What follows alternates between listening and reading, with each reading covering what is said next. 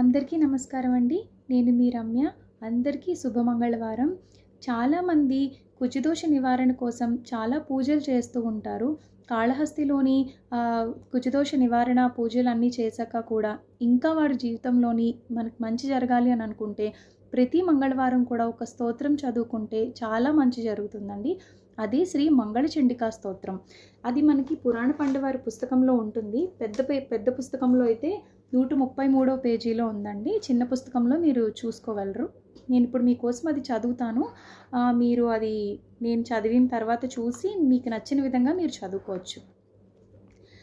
దేవీం షోడశవర్షీయాం శాశ్వత్ సుస్థిర యవ్వనాం బింబోష్టీం సుదతీం శుద్ధాం శరత్సపద్మనిభాననాం శ్వేతచంపకవర్ణాభాం సునీలోత్పలలోచనాం జగద్ధాత్రీం చ ధాత్రీం చ సర్వేభ్యః సర్వసంపదాం సంసారసాగరే ఘోరే జ్యోతిరూపాం సదా భజే.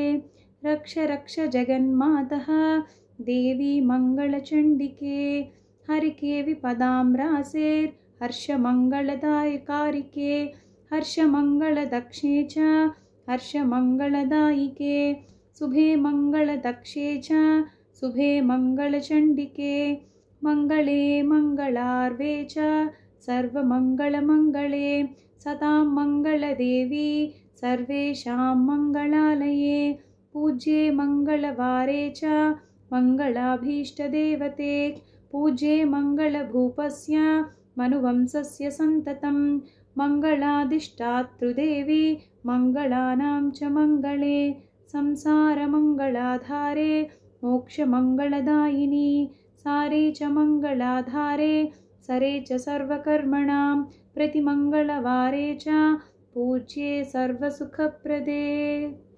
ఇది ఎంతో ఉపయోగకరమైన స్తోత్రం అండి.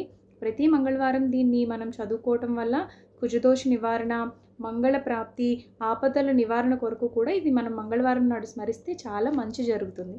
ధన్యవాదాలు.